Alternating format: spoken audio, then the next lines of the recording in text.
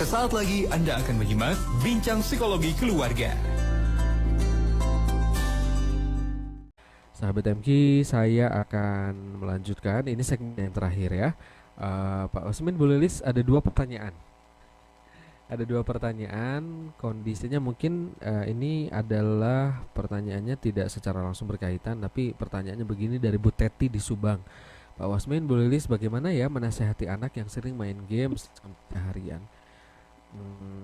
Apakah nanti ini pelampiasan dari kasih sayang yang tidak terpenuh jadinya main game, atau ada faktor lain ya? Sebagian besar ini seperti apa nih Pak, Bu? Ya, ini berhubungan dengan gadget, pengaturan gadget, bahkan nanti pengaturan jam belajar. Ini sudah dibahas di mindset-mindset sebelumnya ya. Betul, betul. Termasuk misalnya contoh ada mindset kemarin, nasihat saja tidak cukup. Karena nasihat tidak cukup, maka perlu ada aturan. Nah, aturan itu hanya berjalan jika memang ada konsekuensinya. Nah, orang tua itu sering atas nama kasih sayang tidak bisa menerapkan konsekuensi. Konsekuensi itu hubungannya dengan penarikan kalau ke anak itu ya, bukan pemberian pukulan, pemberian marahan, pemberian pengurungan, pemberian pendiaman, pemberian apalagi kekerasan itu nggak boleh, ancaman juga nggak boleh.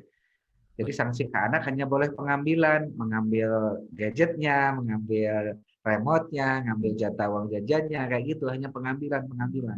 Karena Betul. kalau hanya nasihat-nasihat saja, apalagi disertai dengan pemberian marah kayak gitu, itu ya anak nggak ada ini, nggak ngefek. Sayangnya Malah sayangnya nggak jalan, karena sayang ini tetap harus dikasih. Meskipun anak lagi kena sanksi, sayang tetap harus dikasih. Karena sayang tidak boleh dijadikan sanksi.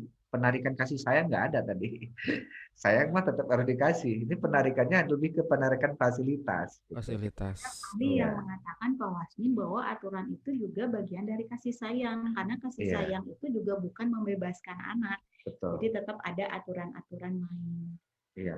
Jadi aturan merupakan bentuk kasih sayang yang lebih nyata malah. Pendidikan, disiplin, dan aturan itu bentuk kasih sayang lebih nyata yang terasanya di masa depan. Sekarang nggak terlalu terasa. Tapi bentuk sayang itu terasanya di masa depan. Gitu. Bagaimana saya pernah cerita ya di sini, dulu waktu saya ikut orang awak ya, saya sekolah sambil ikut ke orang belajar dulu, ke mentor.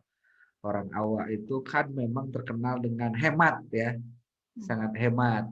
Tapi orang sebutnya pelit, padahal hemat. Karena saya merasakan bagaimana sodakoh-sodakoh mereka luar biasa gitu. Jadi bukan pelit tapi hemat. Saya kalau telat matikan lampu gitu, lampu taman, saya langsung dimarahin, Wasmin. Gitu. Saya dulu kesel,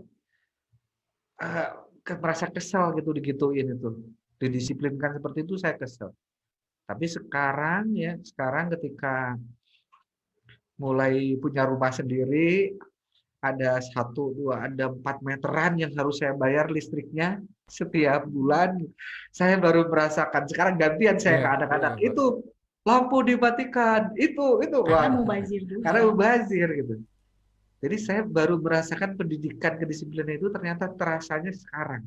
Saya baru berterima kasih kepada orang awak dari yang mendidik saya sekarang. Dulu kesel saya. Tapi sekarang saya terima kasih. Sayang dulu. Kalau saya seandainya saya nggak dididik kayak gitu dulu, mungkin saya nggak bisa manage, nggak bisa ngatur sekarang rumah tangga. Gitu. Berhubungan dengan lampu misalnya. Betul. Jadi betul kata Lulis. Sederhana tapi aturan dan disiplin sebetulnya adalah bentuk sayang yang lebih nyata, bahkan terasanya tidak saat ini, tapi di masa datang. Betul, Masya Allah. Baik.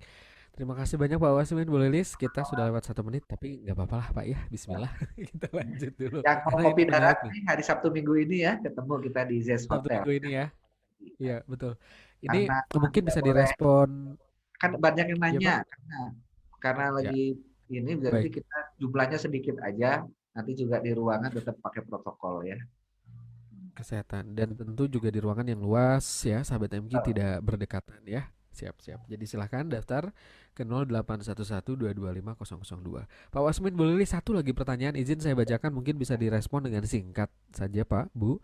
Dari Bu Tati di Cianjur, pernikahan Bu Tati dengan suami pertama ini kandas di tahun ke-10 pernikahan, Pak Wasmin Bulilis.